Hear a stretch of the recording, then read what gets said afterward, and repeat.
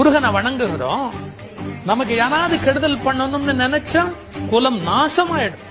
ചെന്നൈ ചെന്നപ്പോഴാണ് മുരുകസ്വാമി നമ്മളെ വിളിക്കണായിട്ട് വന്നു. അപ്പൊ നമ്മൾ നേരെ പള്ളിയിലേക്ക് വന്നു. പള്ളിയിൽ എല്ലാവർക്കും വേണ്ടി പ്രാർത്ഥിച്ച് അപ്പൊ നമ്മൾ തിരിച്ചു പോന്നു. അപ്പൊ അതിന്റെ ഇടയ്ക്ക് ഒരു നല്ലൊരു മസാല ദോശ കഴിച്ചിട്ട് നമ്മൾ തിരിച്ചു വന്നു. അപ്പൊ എല്ലാവരും നമ്മുടെ ചാനൽ സബ്സ്ക്രൈബ്.